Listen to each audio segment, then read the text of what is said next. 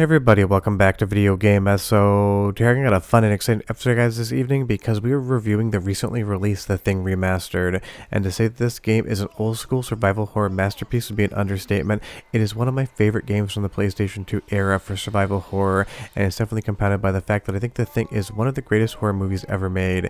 It is a masterpiece from John Carpenter, and the game is basically the continuation of the story, so much so that John Carpenter has acknowledged it as canon. So if you ever wondered what happened after the events of The Thing, the movie, you can find out here today. Well, honestly, I'm not really going to reveal much of that whatsoever. This is a spoiler-free for the most part review because I want you to go into this game blind if you've never played it. There's so many twists and turns, so many reveals, so much information you're going to get from the gameplay. You're going to absolutely be on the edge of your seat playing this thing.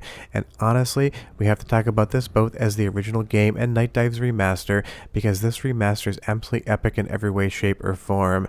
Nightdive's been on an absolute tear as far as bringing old school games to modern audiences, and The Thing Remastered I think is one game that deserved it more than anything else. Just so you know though, Nightdive Studios did send me an early review code for this. There's absolutely nothing I need to say other than my thoughts though, but I did want to let you know that in advance.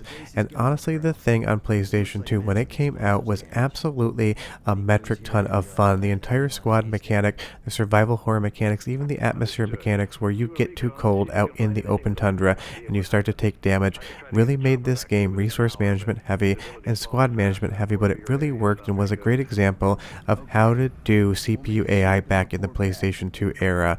But of course that game is definitely antiquated today, so we do have this remaster.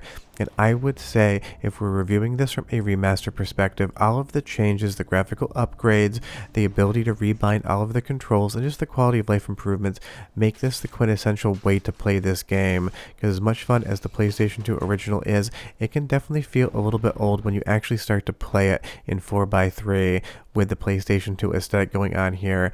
And I would say graphically, atmospherically, Nightdive has done an incredible job of modernizing this game because the entire vibe comes over whole cloth when you're playing The Thing Remastered. I am playing this on Steam on my PC, but it'll definitely be available on pretty much every major platform, and I'm sure it'll be as good as on each one. And that is the incredible thing about Nightdive and the remasters. This is a game that is in desperate need of a bigger audience.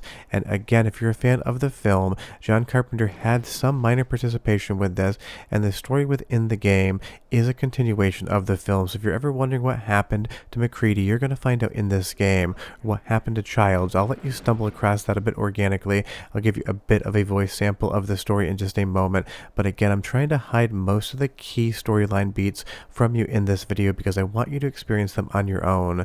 But do leave me a comment down below and tell me, have you played the original Thing game, or is this your first time potentially seeing any footage or playing it?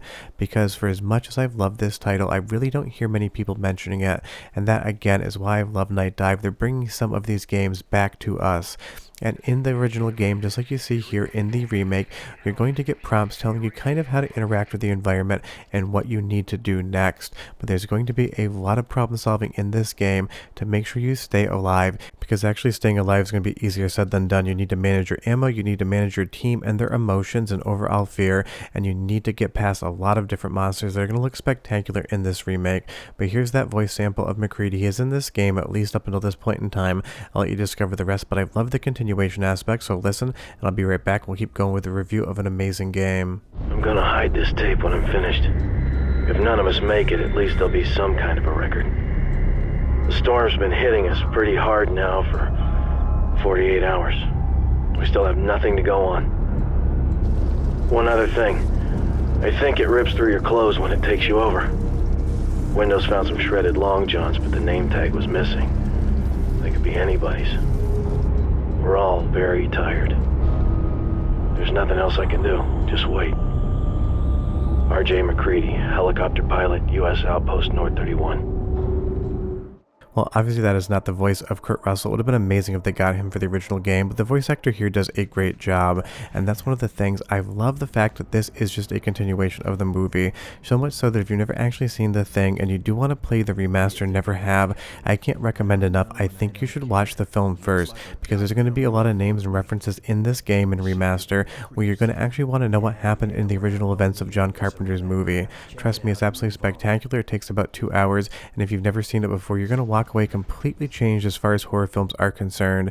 It is one of the vibiest, most atmospheric, most tense-filled horror movies you can possibly watch. Now you'll see here again as we're inside, it's going to give you a little bit of a prompt, and this is early game, so you better understand what the thing is asking of you, because you're going to have different squad members, different abilities. You're going to have a medic, you're going to have an engineer, and you're also going to have a combat technician. We need to use the engineer here and ask him to fix this panel because we can't do it ourselves. So you're going to end up in situations in the game where your progress is halted until you can find an engineer to get on your team. And you do need to keep these people alive. You need to keep them sane, because you're going to see later on in the game there is a panic meter. You have to basically calm them down and reassure them and make sure your bond with them is more solidified so you can actually get them to do the task at hand. But it works really well here in the Thing, and in the remastered version, I do not know what Nightdive did in the code, but your team seems to be way more responsive and their pathfinding seems to be improved from the original game, which is a massive quality of life improvement. And you will see here that we've discovered that the Thing is about, and we are basically at the original base from the film. Very shortly we're going to pop over to the Norwegian base, which shows up at the beginning of the narrative of the Thing, so you're getting to see environments that you've never seen before. And throughout the game you're going to find these different access codes and different bits of lore. Once you get those, you're going to be able to open up different areas and kind of explore around more, and the sense of exploration in the Thing again is top notch. But let's talk about the remaster for a little bit, because obviously this is a review not just of the original game, but of the work that Nightdive has done. I absolutely love all of the effects, how they've basically made them all look better. This kind of cold smoke coming in, the snow from the ceiling, everything here just looks absolutely incredible. It still has basically the same complexity in the models as the PlayStation 2 original did. This is obviously not recreating everything from scratch, but it is modernizing a game in such a unique manner, and I would say that all of the real-time lighting here, those flares on the wall, look so much better than they ever did back in the PlayStation 2 era. And that is the thing, if you didn't grow up playing this game and you didn't grow up playing PlayStation 2, it is hard to go play that game on its old platform, but playing something like the remaster, it gives you a modern lens to view this title through and basically takes away all of the little trip traps and shortcomings that the original title would have and makes it a smoother experience. And if you're curious who that is dead on the ground there, you're going to have to play the game unless you've already played it or watched the film, because it is a very interesting set piece moment very early in the game, and if you haven't watched the film you're not really going to get its impact. But I love the cutscenes in this title as well, because it is a survival horror game based on a film property. They really went the extra mile, making these cutscenes absolutely look incredible. And again, in the remastered version here, when it goes from 16:9 more to a cinema aspect ratio, almost Academy here, it just really does sell the overall tension. I love the fact that it falls to black so close to the distance, you really never know what's going to be around the next corner, both because the corners are going to hide what's there, and also because the lighting is also taking place at night. As we move onto the Norwegian base here, there's so many little visual design cues from the original game. The flares, the little posts that basically signpost where you're going next, they were there in the film so you didn't get lost in a blizzard. And here, it is a pathfinding technique and really does incorporate itself so well into the game. So much better than the modern way of just painting a ledge yellow or trying to indicate you need to go near something because it is flashing. I just like the fact that the Thing does not hold your hand, and trust me, in real life you wouldn't want the Thing anywhere near your hand. Now from a technical perspective, as far as this remaster is concerned, I played through it from start to finish. I never had a single crash or any other game-breaking bug. The only issue I had, and it was in a pre-release review build, is that sometimes when I hit A, it would jump through the menus when I pick something up. So if you got a little note and there was 2 pages, if you hit A even briefly, sometimes it would skip to the second page, but otherwise this is a technical showcase where I had no issues with it whatsoever. It just worked, and that's what I want out of a Nightdive release or any release, just to sit down and have fun and play, and this game gives you that in spades. But one more quote-unquote soundtrack sample, because it's more atmospheric than it is music. I'll do about 45 seconds and I'll be right back.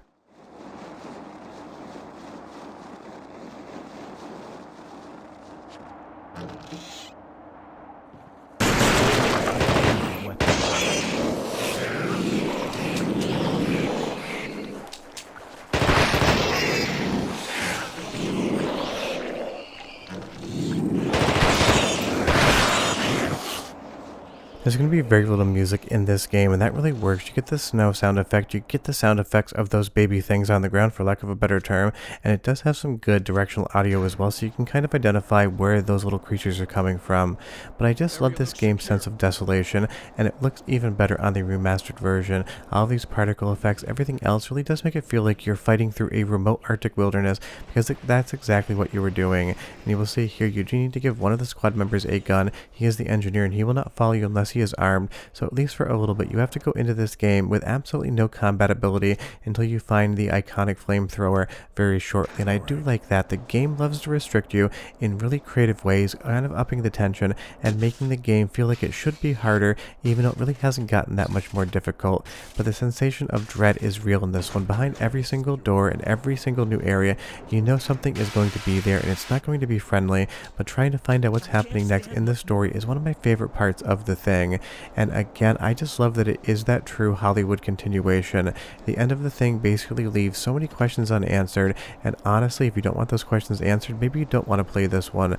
But if you ever wondered what happened to Childs and McCready at the end of the movie, this game is going to answer that and so many other things. But just like the movie, it's also going to leave some dangling questions that you're going to have to answer for yourself. But that's always fun. I love using my imagination and kind of filling in the blanks in a game story, because whatever you imagine is usually better than the writers could have come up with, because you use your own life and fear points to kind of fill in the blanks.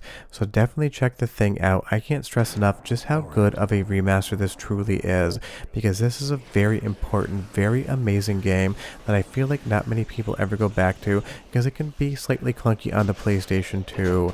The remaster takes all of those barriers to entry and throws them in the bonfire that you just saw outside. There are no technical issues with the port. Everything controls well, whether you're on keyboard and mouse or controller. The graphics are incredible, and again, not a single crash the entire time I was playing it. And that's why I really do enjoy Nightdive's releases.